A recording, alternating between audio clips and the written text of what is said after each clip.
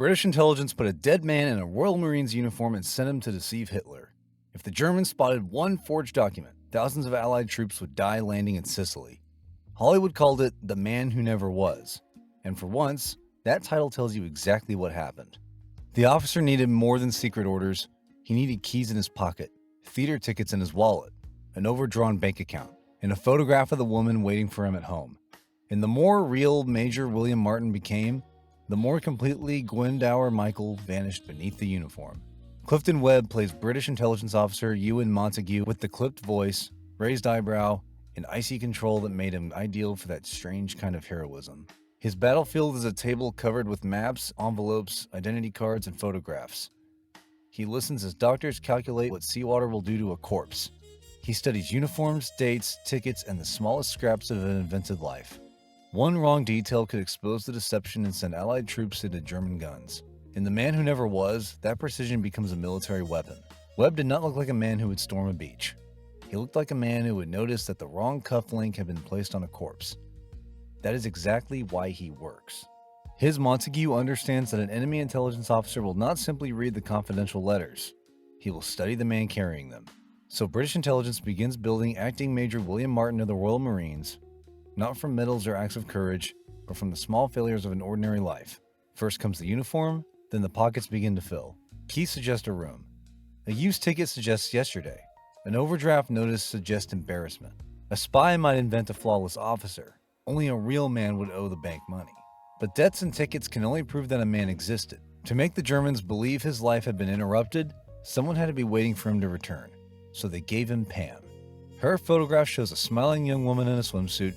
Her letters hint at affection, uncertainty, and a future still waiting to happen. Major Martin is no longer a corpse carrying secret papers. He is a man who is late with the bills, careless with his tickets, and expected home by someone who loves him. That is the film's first great reversal. The military documents describe where the Allies may attack. But Martin's mistakes, debts, and unfinished romance are what make the documents convincing. An invasion plan can be typed in an office.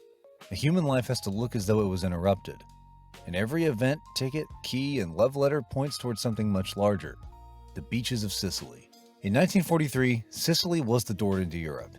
That was exactly why it could become a killing ground. The island sat beneath Italy like a stone step across the Mediterranean. Take it, and the Allies could reopen sea routes, weaken Mussolini, and begin the climb towards the continent. But the Germans were looking at the same door. German guns could be sighted on the landing beaches before the first Allied soldiers stepped from a landing craft. Aircraft could circle overhead, machine gun crews could wait behind concrete and sandbags for the ramps to fall. Britain could not make Sicily look unimportant. It had to make Greece and Sardinia look even more urgent. So while the invasion fleet sailed towards Sicily, British intelligence worked to make Hitler defend the wrong shore. Naval intelligence officer Euan Montagu and the RAF officers Charles Cholmondeley devised a plan that sounded too macabre even for a spy novel. They would find a dead man, dress him as a Royal Marines officer, secure a briefcase containing false invasion letters to the body with a leather-covered chain. Then a submarine would release him off neutral Spain, where German agents could quietly reach the papers.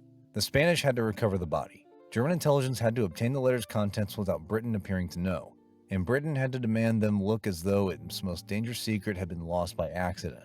The enemy had to believe it had stolen the truth. The moment it sensed an invitation, the entire deception was dead. And for that, Major William Martin had to appear completely alive. Director Ronald Neame had photographed and produced some of Britain's most controlled dramas, and he knew how to make a quiet room feel dangerous. Men lean over tables beneath shaded lamps. Fingers slide papers from envelopes. A doctor pauses before answering a question. A photograph is inspected at close range. There are few conventional battle scenes because the battlefield exists outside the walls. Every decision made in London points toward a beach in Sicily, where thousands of men will soon climb down rope nets and enter landing craft. Webb's stillness becomes essential to that atmosphere. Montagu does not defeat Germany with a pistol. He makes sure the clothing, ink, paperwork, and personal history all tell the same story. Beside him, Robert Fleming plays George Akers, a character representing part of the contribution made in reality by Cholmondeley and others inside Britain's intelligence network. The movie simplifies the operation by placing Webb's Montagu at the center. That makes the story easier to follow, but it also introduces one of the film's central contradictions. The real operation depended on many people. The movie needed one recognizable hero. Major William Martin was created for much the same reason. He turned a complicated intelligence network into one face, one uniform, and one body the enemy could examine. But the operation still lacked its most important element. It needed an actual dead man. The body used is now generally identified as Glyndwr Michael, a Welshman who died in London after ingesting rat poison containing phosphorus. Michael had not served in the Royal Marines. He had never carried secret dispatches. He had never met Pam. After his death, his civilian identity disappeared beneath another man's uniform. His pockets filled with evidence of someone else's life, a leather-covered chain securing the briefcase to him, and Glyndwr Michael became Acting Major William Martin. In April 1943, HMS Seraph carried the body inside a sealed metal container towards the Spanish coast. Imagine the scene below deck. A steel canister lies among pipes, metal valves, and narrow bunks. Most of the crew have been told it contains secret equipment.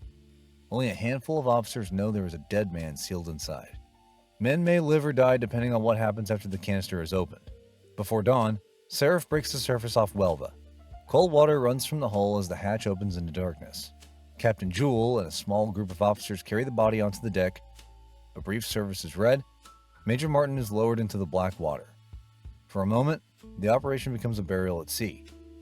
Then the current carries Major Martin towards the Spanish coast. A fisherman finds the body. Officials recover the briefcase. Behind closed doors, the envelopes are eased open, the letters are photographed, and copies begin passing from Spanish hands toward German intelligence. Back in Britain, officers urgently demand the papers return. The alarm is carefully performed. Every protest tells the Germans the same thing. You have found something we cannot afford to lose. The letters point towards Greece and Sardinia, and dismiss Sicily as a diversion. German leaders believe them. Aircraft, troops, and defensive attention begin shifting towards the wrong shores. Mincemeat did not win Sicily by itself, but while Allied soldiers climbed into landing craft, German reinforcements and defensive attention were moving towards Greece and Sardinia. Major William Martin had done what no living officer could. He had completed his mission without ever knowing he had one. The body is buried in Huelva beneath the name Major William Martin. The fictional officer receives a military grave. Glyndwr Michael disappears beneath the headstone. The real operation is over, but Hollywood has a problem. The real danger had passed through sealed envelopes, coded cables, government offices, and conversations no camera had witnessed. Powerful history, but difficult to put on a screen. So screenwriter Nigel Balchin gives the deception someone who can expose it. Stephen Boyd plays Patrick O'Reilly, a German agent sent to Britain to discover whether Major Martin had ever lived. O'Reilly is fictional. No such agent carried out this investigation. But Boyd gives the story what the historical record could not.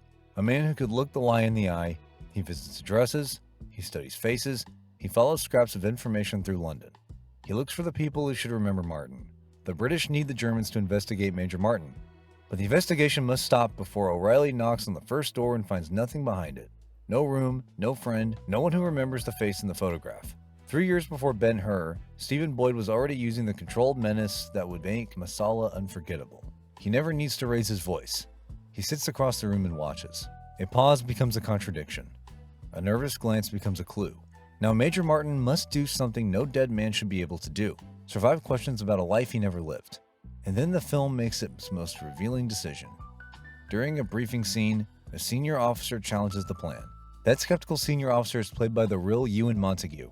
The man Clifton Webb is portraying. Across a briefing table, the real Euan Montagu looks directly at Clifton Webb, the actor playing him, and questions whether his own plan can succeed. For a moment, the film becomes another layer of the deception. Glyndwr Michael disappears into Major Martin. Clifton Webb disappears into Montagu. The real Montagu steps back into the story as the man who doubts them both.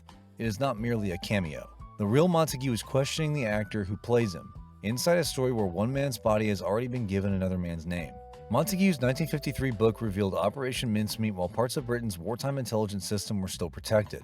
It places Montagu at the center and reduces Charles Chumley's role.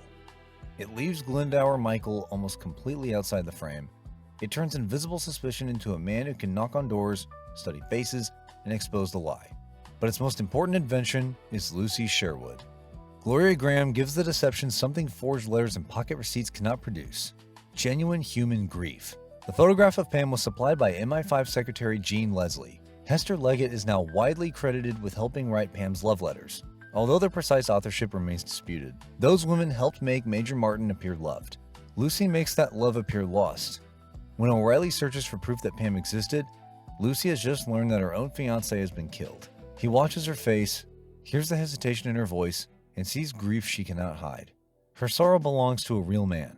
but it saves the identity of one who never existed. A false love story survives because a real woman looks heartbroken. And that reveals the operation's most unsettling contradiction. British intelligence must look at the body and see medical evidence, physical measurements, and the effects of the sea. The Germans must look at the same body and see a young officer with unpaid bills, unfinished plans, and a sweetheart waiting for him. The planners must reduce the corpse to evidence, then surround Major Martin with love, embarrassment, and unfinished plans. Their military success depends on one intimate illusion. Someone must appear to miss him. Ronald Neame turns that contradiction back into something we can see. Pam's photograph, the overdue bank notice, the ticket from an evening that never happened. Each object is small enough to fit inside a pocket. Together, they carry the weight of an invasion.